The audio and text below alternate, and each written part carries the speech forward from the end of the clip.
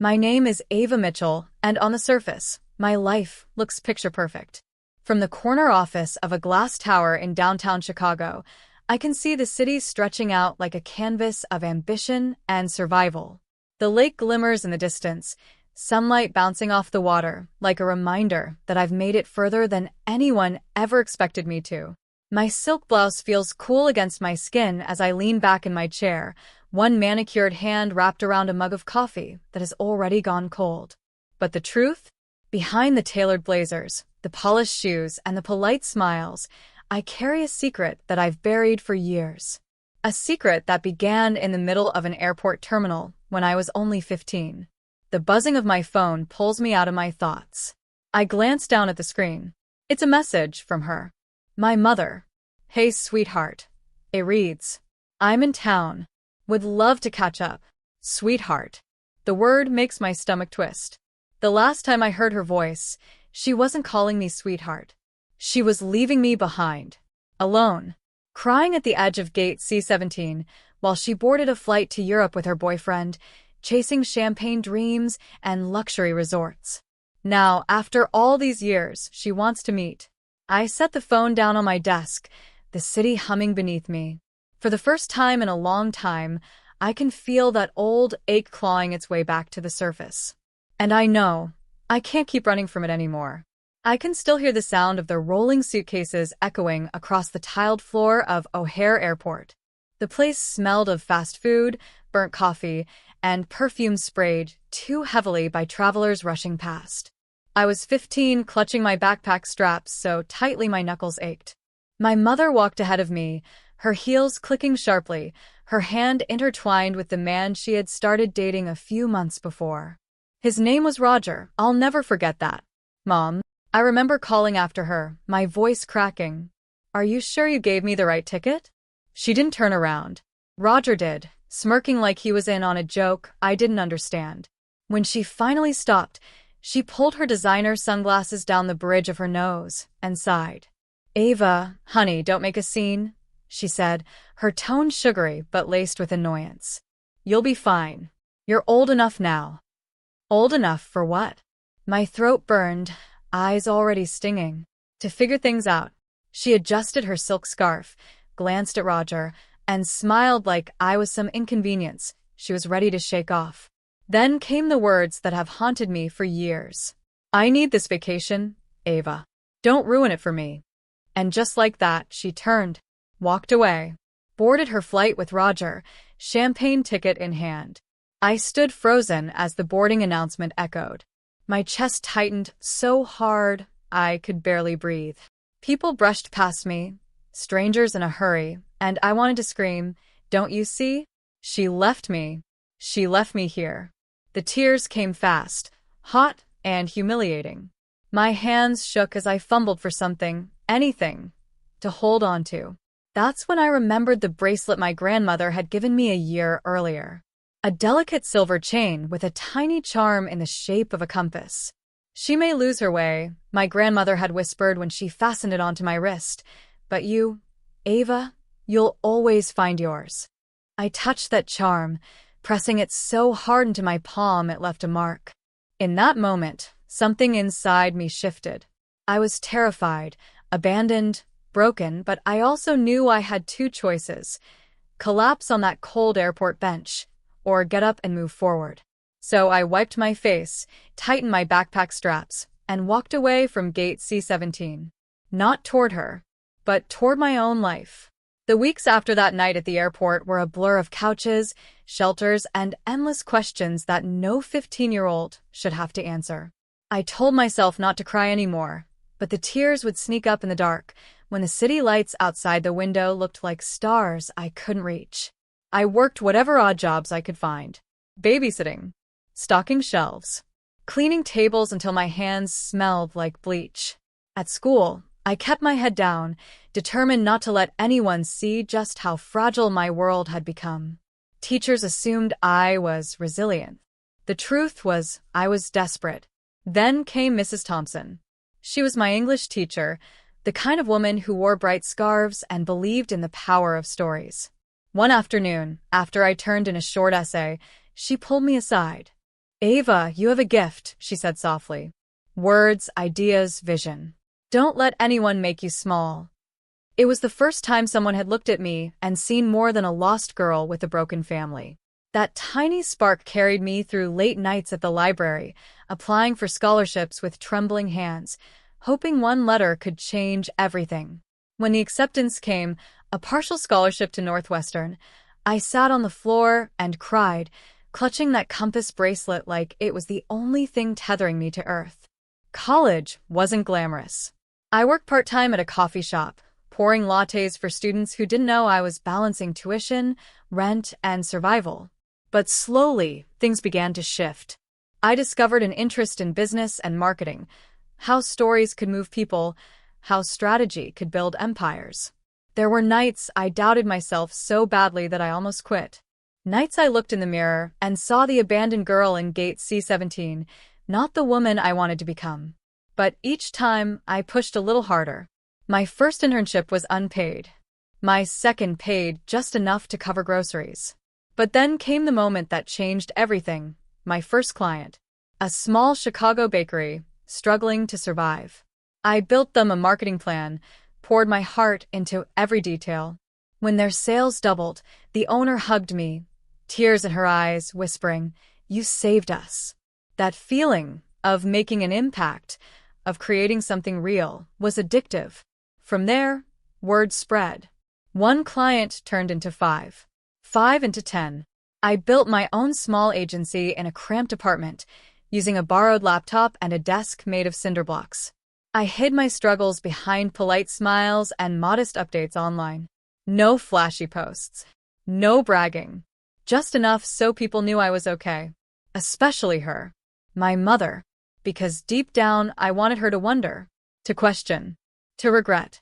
And one day, when the time was right, I wanted her to see who I had become. The restaurant I chose for our meeting wasn't just any restaurant. It was my restaurant. One of the many businesses I had invested in over the years, though my name wasn't plastered anywhere. Discretion had always been my shield. The soft lighting reflected off the polished wood, and jazz hummed quietly in the background.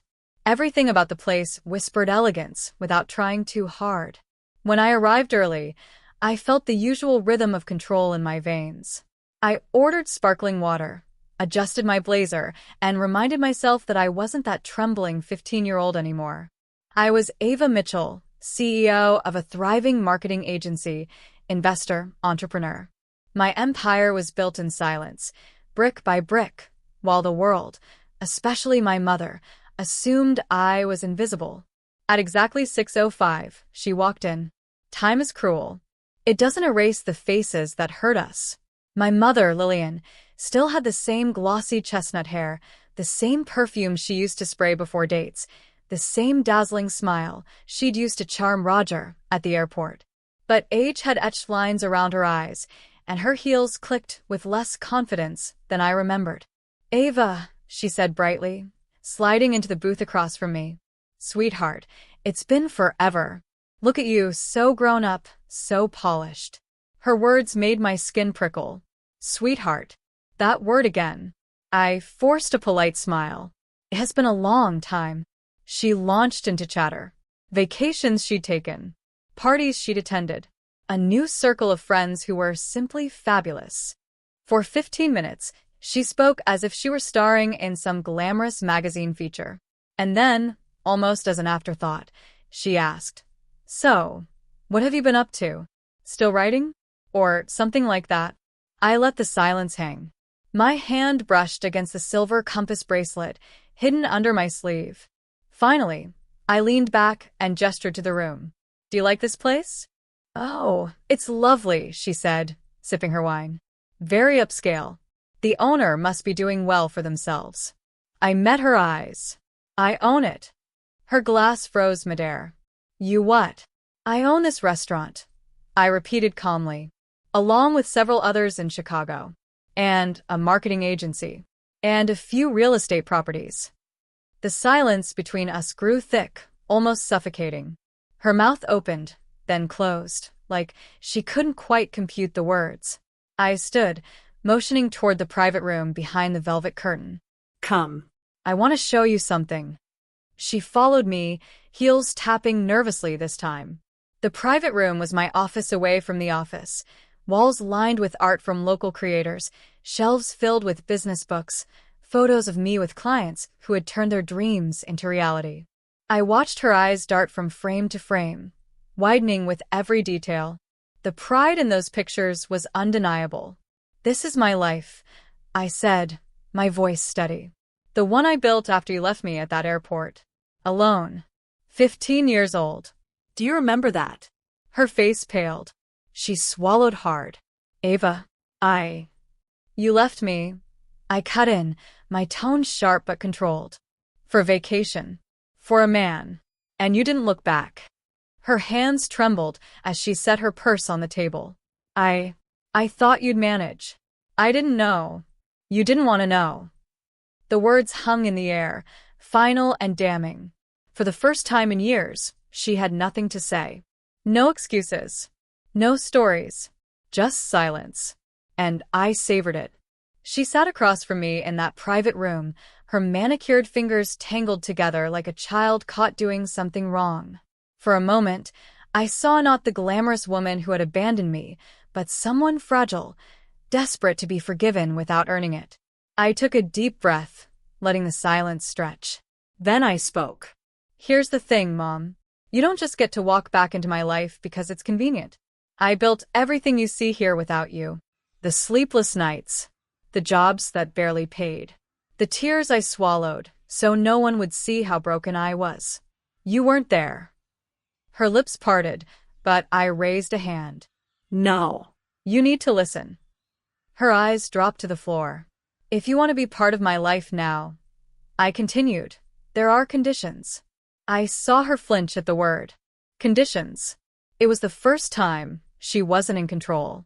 "First," I said, my voice steady, "no lies. I want honesty, even when it's uncomfortable. I can't rebuild anything with you if you keep pretending the past didn't happen." She nodded quickly, eyes glassy. "Second," I leaned in, "respect. Not the fake kind you sprinkle into a conversation to make yourself look good. Real respect. For me. For the life I've built. For the choices I make. You don't get to belittle me, ever again." Her mascara smudged as she blinked too hard. I understand." And third," I paused, choosing my words carefully, "you need to figure out who you are without depending on men, money, or escape. If you want a relationship with me, it has to come from you.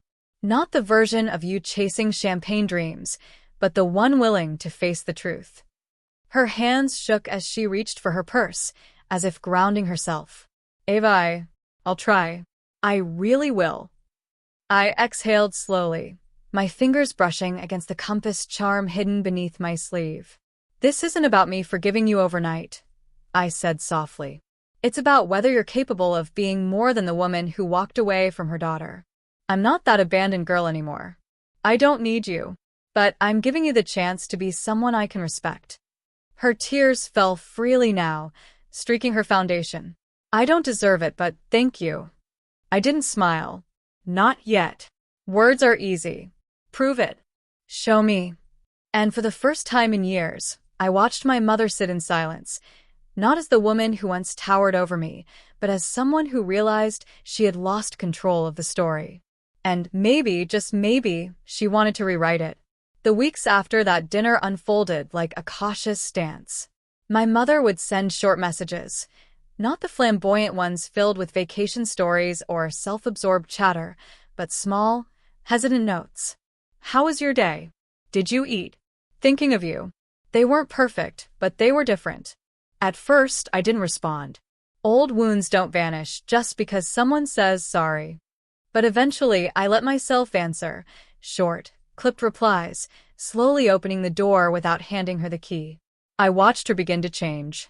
She stopped mentioning men or luxury trips. She started talking about volunteering at a local shelter, about learning to cook for herself, about therapy sessions she'd finally agreed to attend. For the first time in my life, it felt like she was learning how to stand without leaning on anyone else. And me? I kept moving forward. My agency grew. My investments multiplied, and my circle of chosen family, friends, mentors, colleagues surrounded me with the kind of love I had once thought was impossible. One evening, as I sat in my apartment overlooking the city lights, I unclasped the silver compass bracelet and turned it over in my palm. The charm was worn now, edges dulled by years of worry and determination. I thought about my grandmother's words: "She may lose her way, but you'll always find yours." She was right. My mother had lost her way. Maybe she always would. But I had found mine. Not because of her, not in spite of her, but because I chose to. I chose to keep walking, even when every step felt like it would break me. I slipped the bracelet back onto my wrist, a reminder not of abandonment, but of resilience. As I looked out at the skyline, my skyline, I whispered the truth, not for anyone else to hear, but for myself. I am not the girl left at gate C-17 anymore. I am the woman who built her own gate, and this time, I decide who gets through.